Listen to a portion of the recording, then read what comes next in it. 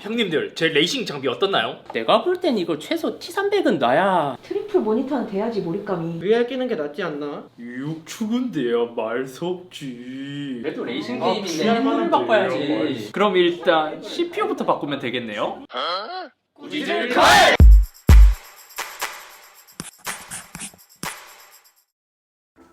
안녕하세요, 이서비입니다. 레이싱 게임을 위한 셋업 두 번째 이야기. 오늘은 어떠한 것을 할 거냐면, 저번에 레이싱 시트를 조립하고 거기에 제가 설치를 해서 요 PC에서 이제 포르자 호라이즌 5를 즐기는 모습을 보여드렸는데, 그 이후로 확실히 이 레이싱 시트가 있는 것과 없는 것과의 차이가 굉장히 컸어요. 그 자동차 게임을 조금 더 몰입감 있게 즐길 수 있는 그러한 세트로 만들어 놓고 나서 다음으로 업그레이드할 욕심이 한 가지 생겨났습니다. 그게 뭐냐? 많은 분들이 예측하셨던 거는 뭐 레이싱 휠에 대한 장비를 조금 더 하거나 아니면 모션 센서, 제가 서킷 가서 구경해본 거는 파나텍 이런 것도 써보니까 굉장히 좋기도 하고, 또 모니터가 별로이기 때문에 그러한 것을 업그레이드 하지 않냐라는 생각을 하실 수 있는데, 오늘은 풀옵션으로 게임하기 위한 PC를 새롭게 한번 꾸며주려고 합니다.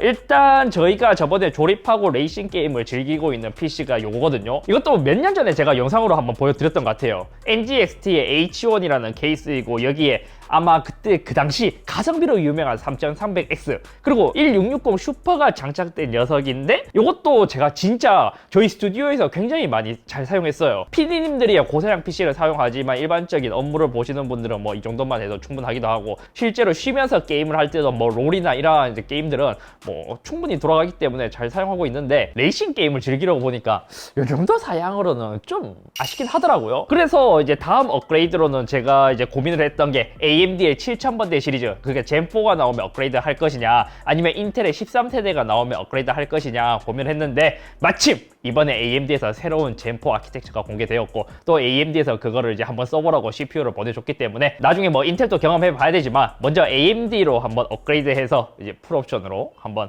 구성을 해보도록 하겠습니다. 여기서 또 그렇게 생각하실 수도 있어요. 아니, 그렇게 영상 편집을 하고 항상 최고 사양으로 만드는 스튜디오에서 뭐 이런 저사양의 PC를 쓰냐 하시는데, 제가 작업에서는 좀 타입을 안 보는 편이지만 게임에서는 조금 타입을 보는 편이긴 해요. 게다가 요즘은 레이싱처럼 이렇게 고사양을 요구하는 게임이 아니라면 웬만한 PC가 잘 돌아가기 때문에 얘는 3300X를 쓰고 있고, 실제로 저희 집에서 쓰고 있는 게이밍 PC는 아마 5600X였나? 그거 쓰고 있어요.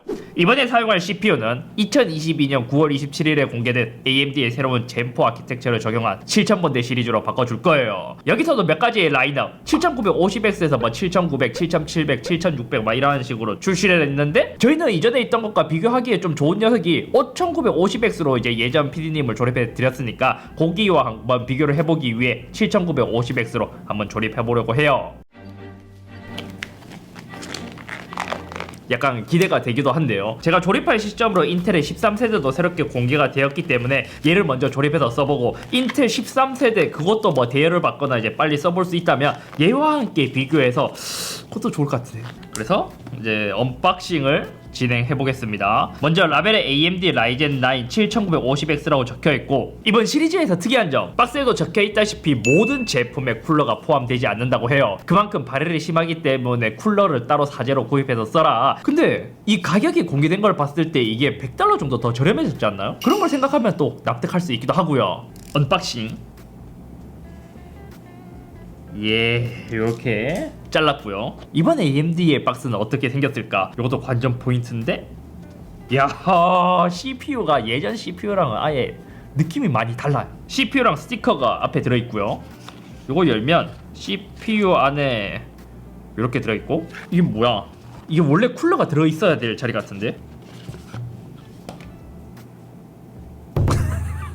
CPU 뜯으면, 야, 디자인이 굉장히 특이하게 바뀌었죠. 일반적인 CPU 5950X나 인텔 12세대 i7 요거 12700K와 비교하더라도 이러한 제품들은 CPU 위쪽에 있는 히트 스프레더 모양이 모두 CPU 쪽을 덮고 있는 듯한 반듯한 깔끔한 디자인으로 되어 있는 것에 비해, 7000번대나 엔지니어링 샘플처럼 곳곳에 구멍이 뚫려 있는 듯한 디자인이 되게 특이한 구조로 되어 있습니다. 호환성 때문에 이렇게 뚫어 놓은 것으로 보이지만, 지금 걱정되는 건 서멀 그리스를 바르잖아요. 그럴 때 만약 조금 조금 많이 바르게 된다면 이쪽으로 빠져서 이제 소켓 내부나 핀으로 들어가게 되면 고장 날 수도 있다는 점. 옆을 보면 히트 스프레더가 예전 제품처럼 완전히 덮고 있는 게 아니라 또 중간 사이에 틈이 있기 때문에 이쪽으로 써멀 그리스가 들어가면 괜찮으려나? 그리고 새로운 버전에서 좋은 점과 안 좋은 점이 있더라고요. 이전까지 라이젠은 소켓이 모두 동일하기 때문에 메인보드를 새로 살 필요 없이 업그레이드가 가능했다면 이번에는 새로운 AM5라는 규격으로 바뀌었기 때문에 업그레이드를 한다면 메인보드를 바꿔야 하기 때문에 비용이 증가한다는 점, 그게 단점이기는 해. 하지만 뭐 인텔을 많이 사용해본 유저의 입장에서는 뭐 당연한 거기도 하고요.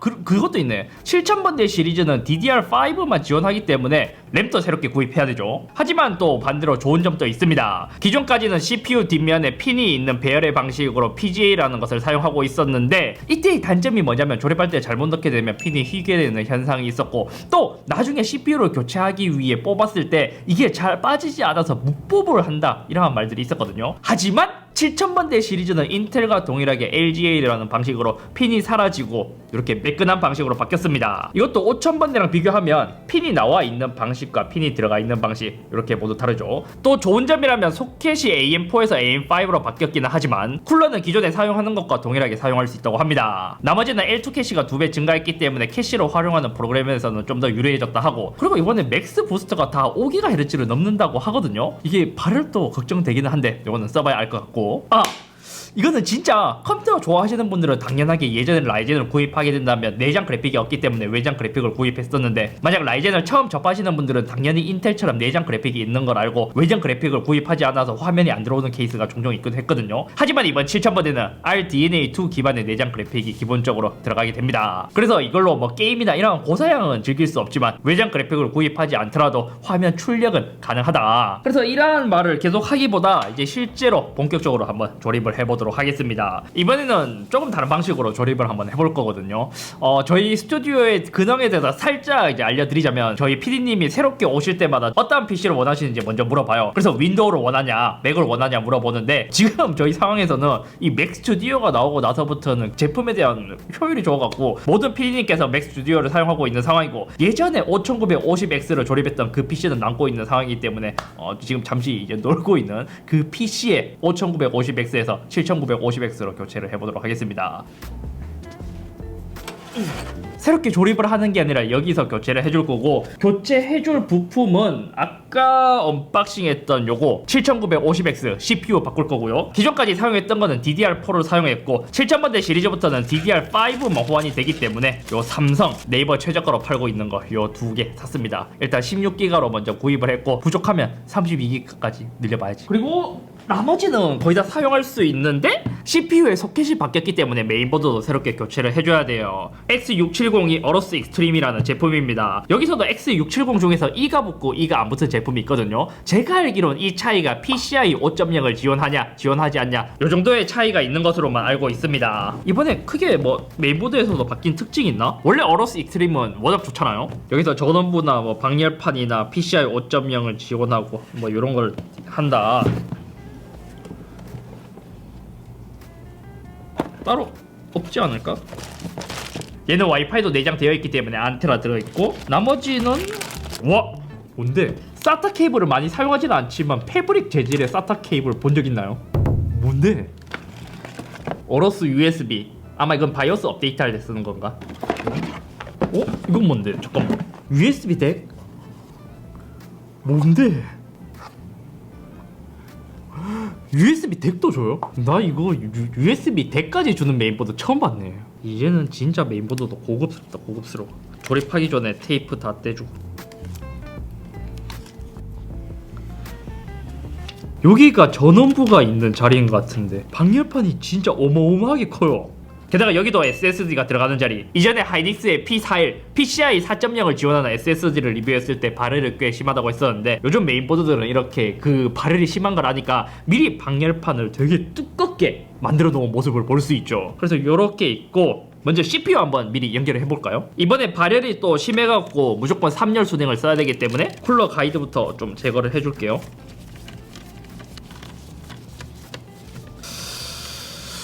이렇게 뺐고요. SSD 방열판 진짜 크다. 진짜 커. 예전에 5950X에서 썼던 X570 어로스 마스터 차이가 장난 아니야. CPU 교체는 이렇게 요걸 열면, 야, 인텔과 비슷하게 되어 있는 줄 알았는데 얘네들이 일자로 위로 올라와 있는 게 아니라 사선으로 약간 누워 있어요. 되게 신기하다. 한번 넣어 보겠습니다. 자, 요렇게 넣고요. 그 다음에 슬롯을 당겨서 이렇게 하면 이제 CPU 조립은 끝났죠. 램은 여기 보면 메인보드에 퍼스트라고 적혀 있거든요. 2번 4번에 넣어주면 될 것 같습니다. 7950X 조립할 걸 알았으면 DDR5 좀 더 많이 구입해 놓을 걸. 그게 조금 아쉽네. 약간 비어 보이고 예전에는 튜닝램 더 많이 구입했는데 조금 빈약해 보이는 게 아쉽다. 그리고 SSD 여기에 교체를 해야 되거든요. SSD는 기존에 사용하던 하이닉스의 P41 요거를 그대로 사용하도록 하겠습니다.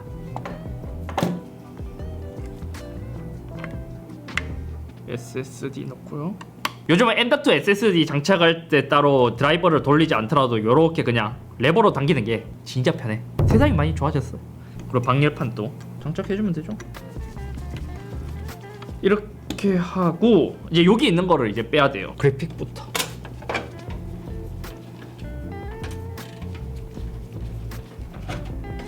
그래픽은 그대로 재사용할 거고요. 또 쿨러도 기존에 그대로 사용하고 메인보드만 교체해서 이제 넣으면 돼요.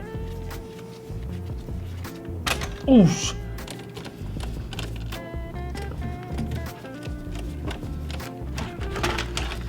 와, 이러한 케이스들은 예쁘고 만들어 놓으면 좋긴 한데 업그레이드나 분해하기가 너무 힘들어. 기존에 사용하던 5950X 요 보드 뜯었고요. 확실히 소켓이 예전이랑 많이 다르죠. 얘는 메인보드에 핀이었고 AM5는 메인보드에 핀이 있고 이러한 차이가 있습니다. 그럼 이제 새롭게 집어넣어야죠. 새 메인보드. 얘가 메인보드가 조금 더 작은가? 더 잘 들어가는 느낌? 저 메인보드 얘가 더 크네?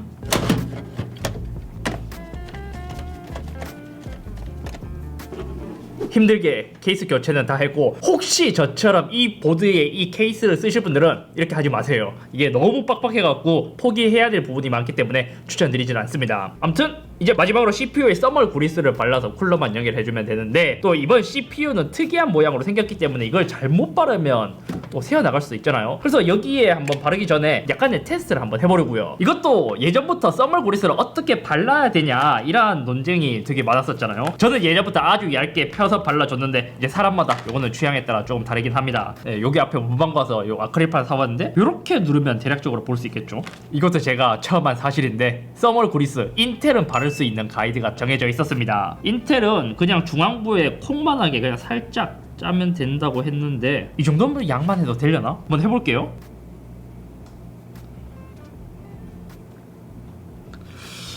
요 정도의 양으로는 조금 부족한 것 같아요. 그죠? 다음은 또 많이 하는 거 있죠. 당구장 모양. 오히려 저는 당구장 모양은 써머를 좀 많이 바른 듯한 느낌이 있을 것 같아서 약간 걱정인데. 너무 많지 않나요? 여기서 압력을 중앙에 가하면 당구장 모양이 나름 꽤 괜찮게 되기는 한데요. 지금 양은 조금 많은 것 같아서 실질적으로 양을 좀 적게 줄여주면 좋긴 하지만 꽤 깨끗하게, 아까 전에 중앙에 콩만하게 했던 것에 비해서는 꽤 잘 되는 것 같기도 해요. 끝에 약간 새어 나오기는 한데 양만 컨트롤 좀 잘할 수 있다면 당구장 모양 괜찮은 것 같은데? 뜯어보니까 확실히 양이 많기는 많아. 이 정도면 엄청 많은 거예요. 마지막으로 아까 했던 거에서 중앙에 아까 전에 콩만하게 조금 했잖아요. 살짝만 더 많게 해서 한번 해보겠습니다. 한 요 정도로 해서 처음 했던 거는 확실히 많죠. 여기인데 이제 쿨러에 대한 압력을 가하게 된다면 지금 대략 요 정도 됐는데, 이제 콩만하게 했을 때 이러한 모습인데, 이렇게 하게 된다면 조금 더 양을 더 써야 될 것 같습니다. 근데 또 이렇게 하더라도 이게 뭐가 좋다라고 할 수 없는 게, 또 온도 체크를 해봐야 더 정확하게 비교를 할 수 있을 것 같은데, 이게 어떤 거를 해야 될지 오히려 더 고민이 되니까 원래 하던 대로 얇게 펴발라 주도록 하겠습니다. 5950X도 비교를 하려면 그것도 그냥 얇게 펴발랐으니까.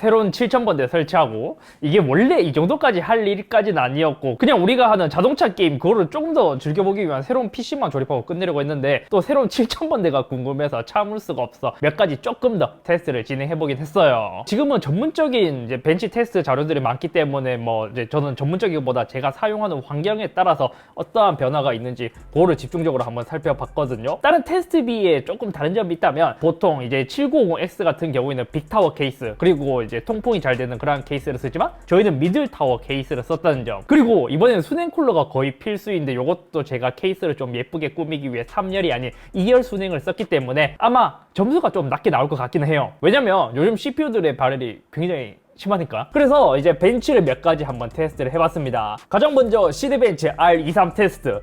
요거는 총 4대의 CPU를 제가 돌려봤거든요. 비교 대상은 이전 쓰던 5950X, 그리고 따로 제가 영상을 찍진 않았지만 갖고 있었던 5800X3D, 그리고 이거는 조금 애매하긴 한데 지금 인텔 13세대가 공개가 되었고 아직 판매가 되어 있지는 않지만 그래도 인텔과 비교를 안 하면 좀 섭섭하기 때문에 i9 12900K 총 4가지로 제가 한번 비교를 해봤습니다. 시드벤치 R23에서의 싱글코어 점수는 역시 새로운 CPU답게 790X가 가장 빠른 수치를 보여줬습니다. 이전 세대인 5950X랑 비교했을 때 대략 한 23% 정도 더 빨라졌고, 근데 여기서도 아쉬운 점이 있기는 해요. 인텔 12세대인 i9 12900K와 비교했을 때 싱글코어의 점수 자체는 거의 비슷하다는 점인데, 인텔도 13세대가 공개가 되었고 곧 판매할 거를 생각하면 조금 싱글코어의 성능은 아쉽긴 합니다. 대신 멀티코어에 대한 성능은 엄청 났어요. 뭐 이거는 라이젠이 예전부터 코어 수가 더 많아서 좀 잘했던 부분이죠. 오히려 이거는 5950X가 인텔과 비슷한 수준이고 790X랑 5950X랑 비교하면 거의 한 48% 정도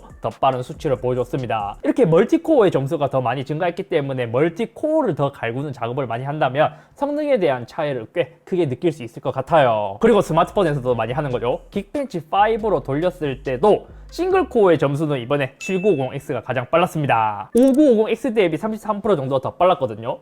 이렇게 차이 나는 이유는 아마 이제 시드벤치 R23의 경우 스로틀링을 보기 위해서 연속으로 좀 오랜 시간 동안 돌리는데 긱벤치는 한 번만 돌리기 때문에 이러한 수치가 나온 것 같아요. 그래서 이제 멀티코어의 점수도 시드벤치보다 훨씬 더 많이 증가했더라고요. 590X 대비 멀티는 오히려 59%나 더 빠른 수치를 보여줬습니다. 물론 실제 성능은 시드벤치에 더 가까울 것 같지만요. 그리고 우리가 실제로 사용하는 이제 영상 렌더링 테스트 프리미어 프로에서 영상을 한번 뽑아봤습니다. 이것도 실제로 우리가 사용하는 4K 422 10비트 2캠으로 돌렸을 때 CPU의 성능이 중요한 영상 렌더 특성상 시드벤치, 긱벤치와 동일한 순서로 영상을 뽑는 속도 또한 동일하게 나왔어요. 동일한 옵션으로 테스트했을 때 인텔 i9 12900K랑 비교하자면 1분 30초 정도가 더 빨랐고 590X랑 비교하자면 거의 한 2분 가까이 더 빠르더라고요. 확실히 긱벤치나 시드벤치에서 점수가 나온 것만큼 성능은 딱 그만큼 나와줘요. 그리고 여기서 끝내면 아쉬울까, 게임 이것도 PC에 대한 성능이 높은 만큼 4K 최고 옵션으로 플레이해봤습니다. 첫 번째로 우리가 이 PC를 조립한 가장 큰 목적, 자동차 게임을 즐기기 위함이니까 포르자 호라이즌 5에서 이것도 보니까 자체적으로 벤치 기능이 있더라고요. 그래서 돌려본 결과 의외로 재밌는 결과는 i9 12900K가 최대 평균 프레임이 가장 좋았고 그 다음 7950X 그리고 5950X랑 5800X3D가 약간 엎치락뒤치락하는 결과를 보여줬습니다. 그래서 이게 조금 이상하다 싶어서 배틀그라운드도 이제 제가 몇 번씩 테스트를 해봤거든요. 이때는 포르자 호라이즌 5랑은 확실히 다른 모습을 보였어요. 배그가 처음에 나왔을 때는 완전 고사양 게임이었는데 얘는 막 그렇게 고사양까지는 아니죠. 그래서 최소는 12900K, 최대는 5800X3D, 평균은 7950X가 가장 좋았는데 근데 여기서도 재밌는 결과값을 볼 수 있어요. 뭐 이제 우리가 CPU 같은 테스트를 했을 때 막 시드벤치나 긱벤치 이런 거로 많이 돌려서 하는데 실제로 게임에서는 이제 CPU에 대한 사용량은 줄어가고 있고 그래픽 사용량이 많아지면서 이제 프레임 차이가 크게 나지 않는다는 점이에요. 그렇기 때문에 특히 5800X3D 같은 경우에도 게임 성능이 굉장히 잘 나오는 모습을 볼 수 있죠. 대체로 이제 리뷰들을 보면 5800X3D가 이제 새로운 이제 7000번대가 나왔다고 하더라도 이 성능이 굉장히 좋거든요. 이유라면 3D V 캐시 기술이 적용되면서 다른 프로세서에 비해 L3 캐시의 용량이 많이 증가했기 때문에 아마 게임 성능에서는 더 좋은 결과가 나왔지 않나 싶습니다. 아니면 제가 PC에 대한 게임 성능을 테스트하는 노하우가 좀 부족해서 그럴 수도 있고 이거는 제가 조금 더 공부해서 다음 테스트에서 적용해 보도록 할게요. 온도에 대해서도 많이 궁금해 하실 것 같거든요. 시네벤치를 돌렸을 때 온도를 보니까 지금 이제 저희가 2열 수냉 쿨러를 사용했다고 하더라도 최고 온도는 95도까지 찍는 모습을 보였고 영상을 뽑을 때는 최고 온도가 80도에 근접한 모습을 보였습니다. 그래서 이 정도의 CPU를 쓴다면 최소 2열 수냉 아니면 안전하게 3열 순행 그 이상급을 쓰시는 것을 추천드리고 싶습니다. 결과값만 놓고 보자면 인텔 i9 12900K의 성능이 가장 이제 좋게 나왔지만 4K 화면에서 1, 2프레임 내외의 차이라서 거의 비슷비슷했습니다. 대신 CPU의 깡 성능을 보여주는 시드벤치, 긱벤치 그리고 프리미어 프로 렌더링에서는 확실히 7950X가 빠른 모습을 보여줬고 이보다 더 CPU의 멀티코어 성능을 요구하는 프로그램을 쓴다면 훨씬 더 많이 차이가 날 것으로 생각됩니다. 하지만 실제로 구입하는 입장에서 보면 가격이 가장 아쉽기는 해요. 왜냐면 출시했을 때 미국 가격으로 보자면 조금 더 저렴하지만 환율로 인해 가격이 많이 상승하기도 했고 이번에 소켓이 바뀌었기 때문에 새로운 메인보드를 구입해야 된다는 점 그리고 이번에 DDR5를 사야 하기 때문에 요거까지 모든 것을 종합하자면 지금은 그렇게 가성비가 엄청 좋은 것 같지는 않은 것 같아요. 또 배그가 처음에 나왔을 때처럼 갓게임 그리고 고사양 게임이 나와줘야 이런 이제 PC를 구입하는 수요층이 있는데 지금은 또 그런 것도 없죠. 게다가 요즘 PC들의 성능에 이제 상향 평준화가 되었기 때문에 굳이 i9이나 7900까지 안 가도 될 것 같기도 하고 실질적으로 게임을 즐기는 유저의 입장에서 구입한다고 생각한다면 5800X3D가 게이밍 성능이 좋기 때문에 그것을 구입하거나 만약 5000번대를 이미 쓰고 계신 분들은 굳이 이제 구입할 필요 없이 뭐 7000번대에서 3D 버전이 나오거나 그러한 것을 기대해봐도 좋을 것 같습니다. 하지만 또 이번에 코어 수가 증가하기도 했고 멀티코어에 대한 성능이 증가했기 때문에 이러한 게임이 아닌 프로그램을 돌리시는 분들은 의외로 7000번대 수요가 또 있을 것 같기도 하고요. 근데 우리 원래 그 레이싱 게임 그거를 하는 2편으로 찍었는데 어떻게든 보니까 이제 자꾸 CPU 이야기만 하게 되었는데 아무튼 뭐 결과적으로 보자면 우리도 기존에 있었던 3300X를 쓰던 PC에서 790X를 업그레이드 했기 때문에 뭐 이제 자동차 게임은 웬만한 건 다 프로보로 돌릴 수 있기 때문에 PC 업그레이드는 당분간 하지 않아도 될 것 같고 다음 자동차 레이싱을 위한 장비 어떠한 것을 업그레이드 하면 좋을지 그거를 생각해 봐야 되지 않을까요? 다음에 모니터부터 바꿔야 될지 이거 자동차 장비를 잘 아시는 분들 댓글로 남겨주셔도 좋을 것 같습니다. 와, 역시 이렇게 AMD랑 인텔이 자꾸 싸우고 하니까 소비자는 좋아지긴 하는데 이제 환율 크리를 맞아버렸네.